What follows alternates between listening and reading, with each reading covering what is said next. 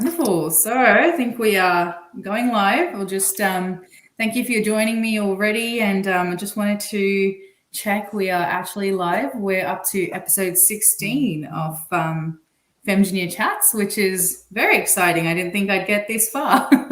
But yeah, it's definitely been really interesting journey. And I'm glad to have another guest on today. I've got Sue-Ann Robertson with me. So yeah, welcome, Sue-Ann. Thanks, Meryl.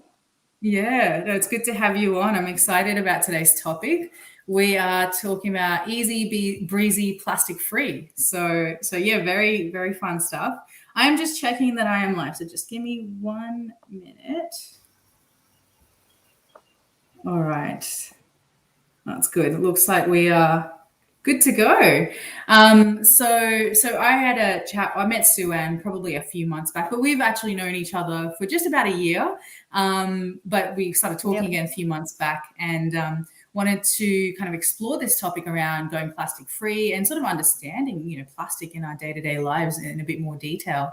Plastic, it's such an important little invention. It is used for so many different things, from construction to food packaging, to even in clothing, in furniture. So it's really just used in every part of our life, and it really is everywhere. And as a result, it's very hard to also avoid. But there are some plastics, I think, that we really need to start looking at, how we dispose of it, how we really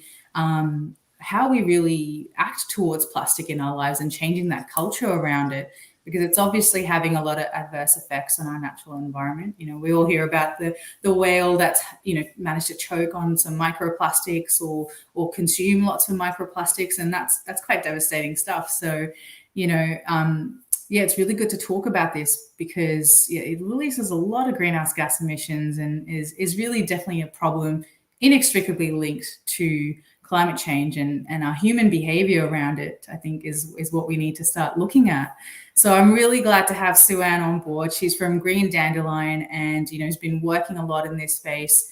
A little bit about Sue-Ann. She grew up in the 70s and has really kind of grown through that plastic explosion. And, have we lost Sue-Ann? What's happened there? Oh, no, sorry, guys. Give me a moment. Don't know what's happened. Oh, here we go. She's back in. We lost you for a minute. It all dropped out. Yeah. That's okay. We got you back. That's all right. I stopped talking about you when you dropped off. Yes. I was just saying how you grew up. Well, I was saying how you've grown up in the 70s, grown up really through that plastic explosion. You've grown up from a space where you would kind of source all your produce locally and all your products locally made. And so you've really seen it go from that to everything being packaged in plastic and obviously being, everywhere in our lives. So you've really seen that kind of infiltrate our lives. So it's interesting. It's interesting, I guess, for you especially. And so really good that you're in this space. I'd love for you to tell us more about yourself and how you got interested in this space, and more about Green Dandelion as well. So as you just said, I grew up in the 70s when basically the whole plastic explosion started, and I did see that transition. And it's not that I really noticed it, obviously, as a kid, but it's just amazing, I guess, what you grow up with drives home, I guess, certain feelings or messages about things. And my mum, as well as just sort of seeing that transition and obviously noticing it, my mum was a country girl, and she, they didn't have a lot of money. They lived on the land, and they grew up where they basically reused everything. And I think I saw a post from yourself where you said the same thing about your mum. And again, I didn't realize it at the time, but I remember noticing it, like everything from, we still had the household where the tin of dripping was still in the fridge, and we all grew up in hand-me-downs, and mum didn't ever throw anything out unless it was absolutely useless. And so I guess when you grow up and with that, and then suddenly you find yourself living in a world where everything is convenience, and it's a throwaway culture, and it's nothing's made to last, and it's all disposable, and everyone has to have everything new all the time. I don't know. It just started, I guess, about 10 years ago. Really, just I found it starting to become very confrontational, and that's when I guess I reflected on my roots and how I'd grown up and what my childhood was like and how different it is now. And I must be getting old because I basically decided that, there was a lot of good in the way we used to live in comparison to our current throwaway society. So I set about, I was a nurse, and I wanted to change from nursing. And I wanted to go into my own business. So I decided that I would look at ways that I could bring some of that back, I guess, into my own life personally, and into getting living a more waste-free life and a simpler life, because I find, once you start eliminating a lot of waste, especially plastics, and trying not to buy into the consumer culture, you start living a much simpler, more natural life naturally. So that sort of became the way I live, or aspire to live as best I can now. And it became the nature of my business. So that's basically how Green Dandelion came about. Yeah. Wonderful. Yeah, I know you had some really great tips for me when I was sharing about how I'm trying to go plastic free myself, which is in terms of food, and the food choices that I make. So naturally you do end up eating a lot healthier. But it's definitely is a process, but once you do it, it feels like just, second nature, doesn't it? Yeah. Yeah, you start to bed a lot of things down, and I guess you don't obviously growing up that way helped, because it didn't seem obviously I'd moved away from that, and I had to return to those sort of habits and rethink things. And I think that's the biggest thing for people making any sort of change. You really have to rethink and change the way you do things. So it was that, but it was also a bit of fun. It was a journey, and it's one that ebbs and flows. Like I know there's times in my life where there's other things going on where I don't do any of I always do a lot of it, but things drop off a bit, and then something's changed, and you might need to find how you can get back to doing that, but doing it differently. And but I enjoy the journey. It's fun to find new ways of doing things. So for sure. We've got a few people on the live as well, and Hardik is just saying how it's a really good topic, and glad we're discussing it. So if anybody has any questions, please feel free to type it in, and we will aim to answer as many questions as possible. I guess I have a question for you. I know some of the obvious reasons, but I'd love for you to kind of go into why is plastic such an issue in relation to sustainability and climate change? Yeah. So most of us have probably heard this before, but just to sort of lay, I guess, a little bit of groundwork. Forgive me if I sound preachy, because it's really hard to talk about this stuff without sounding a bit preachy. But I'm not a yes, I am a plastic nasty, but I'm not.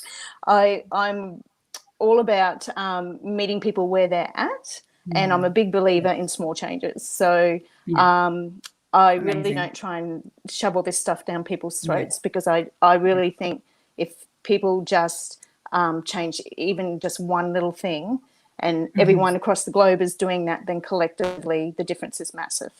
So I guess, just to set the scenes a little bit, the main problems around sustainability is, as you've pointed out, that plastic is everywhere. It's basically, there's been a plastic explosion in the last 50 years. Our production of it has actually doubled in the last 50 years. And it's really just in all aspects of our lives. And like I've tried to be basically zero waste plastic free for a very long time now, many years, and it's impossible. It just keeps coming. So, I'm doing a house renovation at the moment, and I work with the builders daily to find the least toxic, thing possible to use to do this house. So it's just everywhere. so we just can't avoid it, and the reason is that we make so much of it.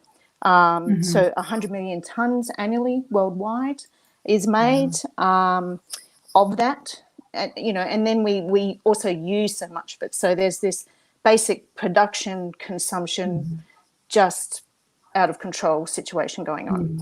So just, numbers, we hear them every day, but around the world, we're using 2 million plastic bags every minute of the day. We're using 1 million plastic water bottles. If you bring that home to Australia, we use 10 million plastic straws a day. And then, actually, that was a minute with the bags and the water bottles. And then we use 7 million pieces of plastic cutlery a day. So, the numbers are just enormous, ridiculously enormous. That's astonishing, so, And that's direct to waste as well. What's that? Straight after. That's direct to waste after that. Once they're done, most of that stuff goes direct to waste. So then that obviously that then goes into the natural environment. If it's not disposed of properly, it's either going landfill, ocean, it's clogging up our oceans and affecting our marine life, our wildlife, their habitats. It's we've all heard the truckload of rubbish going into the ocean every minute, and more fish in the ocean by 2050. So all that sort of stuff, that adds up to about 8 billion tonnes of waste entering the oceans every year. So the ocean is basically totally unsustainable. Choking. So again, plastic, the other problem with plastic is it takes so long to break down. And as it does, it actually releases greenhouse gases into the atmosphere, into the water, if it's in the water, and into the atmosphere. So, and as we know, that contributes to global warming, and it actually self-perpetuates because as our planet gets hotter, more plastics break down and more of those gases are released. So it just is a bit of a vicious cycle. There's also a problem with microplastics, and again, that's a problem for us. We ingest those, and that's been proven that we consume about 70,000 particles of microplastics a year now. So, and we don't know the long-term effect of that. And then there's the effect on the planet, on the environment with microplastics. These things just hang around for hundreds of years. They're affecting our plankton populations. So plankton is really quintessential in sequestering carbon. Plankton takes carbon into the deep ocean sinks. Without that, the ocean will cease to be able to sink carbon, and it is our biggest carbon sink. So again, that has major implications with actually being able to get rid of it from the atmosphere. So are plankton a bigger carbon sink than trees on the land? I'm not sure how they compare, but when you look at things like the ocean, you mean? What's that? But biggest in the ocean, is that what you mean? Yeah. So the ocean has actually been responsible for about 30 to 50% of carbon sequestering since the Industrial Revolution, is my understanding. So it's fairly significant. Huge, and I think plankton obviously are the biggest contributors, or one of the biggest contributors to that. Sure. So if microplastics are killing off plankton, then we're starting to get in a lot of trouble. Dangerous place, and then we have the whole fossil fuel issue. The more plastics we produce, the more fossil fuels we use. One, they're non-renewable resource. Two, there's issues with emissions with that and global warming with that as well. So when you think about oil, about 1 out of every 10 barrel of oil actually goes to plastic production. So either the making or the refining. So so it doesn't, as far as sustainability is concerned, it really has a big impact. And I just, I think people don't actually realise that. Like, they know that plastics are bad, but I don't think a lot of people realise that, that one straw, the flow-on effect of that one straw is pretty huge. Or the 10 million or so that we're using a year. And look, we've got a question here from Hardik, and you've sort of talked on that a little bit, even just talking about your own upbringing and as you've grown up into a well, really what we call now a very developed nation, of course. And he's asked, you know, do you think that plastic's the main problem for developed and developing countries, where consumerism is really booming? I think it is a big problem when you think about. I mean, obviously fossil fuels are a huge problem. Yeah. But I think the fact that 8% of our fossil fuel production actually goes to plastic production, that's quite significant, you know, for the development of a material. I don't know if there's any other material that would take that much resource. And it's a non-renewable resource. So I think it really is a huge problem. And not only that, for when you look at biodiversity and you look at how the way nature works and the impact of plastic going into the environment on the way nature works to help us with climate control and our natural world, I just think you put those two things together and it's a very hard thing to reverse, to control and reverse. So I think taking it out of the picture as much as possible would hopefully have a good positive effect. Or, you know, especially for developing countries where, I mean, I know plastic is everywhere, but if there's some way to limit that production and that consumption earlier on, that's going to be of greater benefit.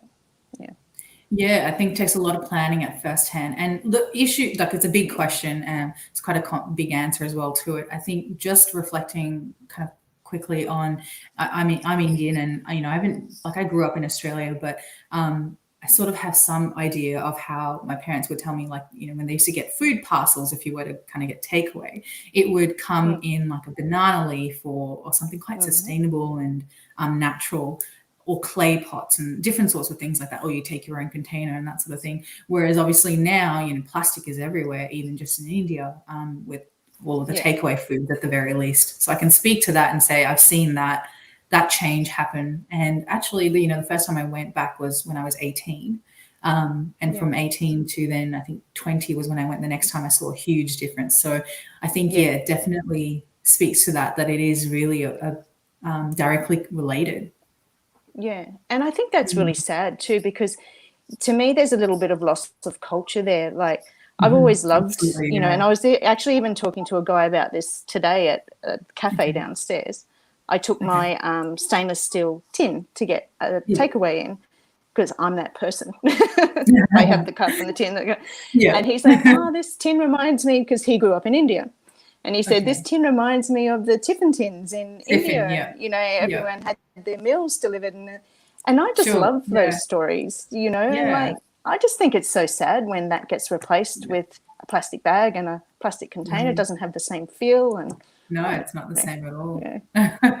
So it's all very big and can be quite daunting. But, you know, what are some of the solutions that we can talk about to kind of address this, whether in our daily lives or in a bigger picture?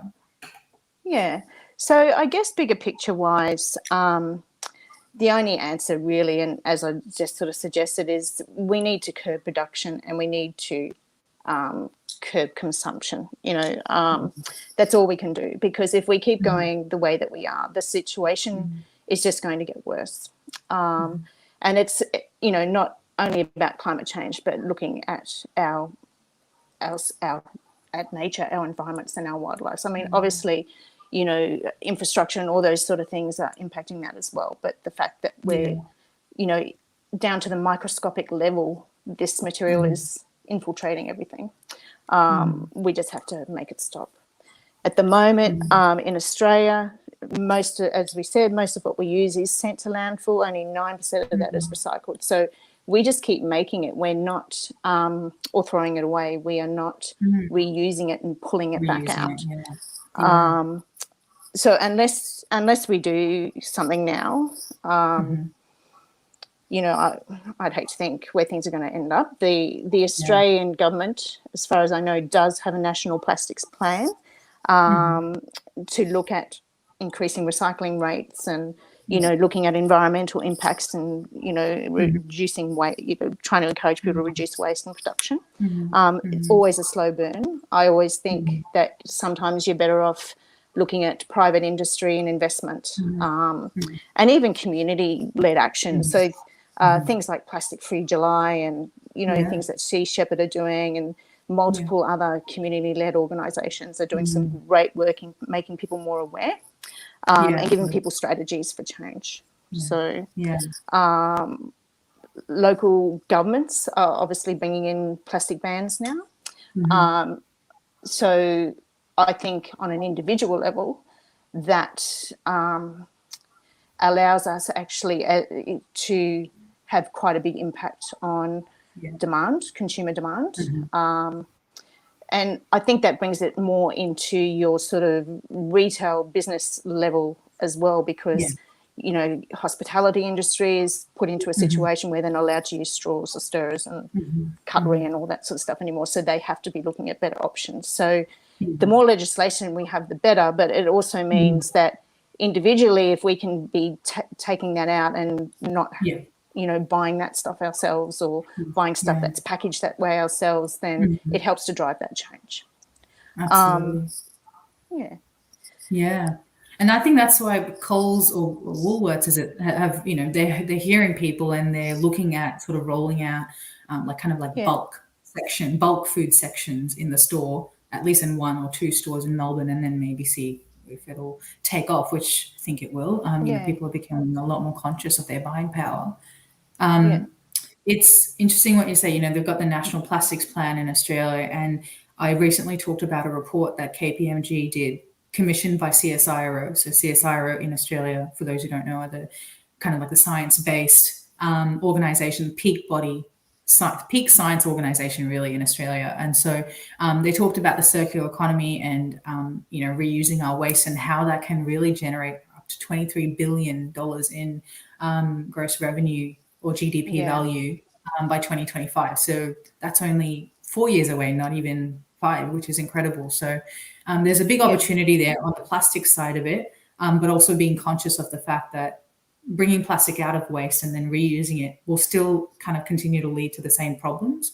So it's interesting and all well and good that we can create something new out of it, but it needs to be consciously created if it is going to be something new we create, something that we know will not leach to the water. There's preventative mechanisms in place, that won't finally leach out.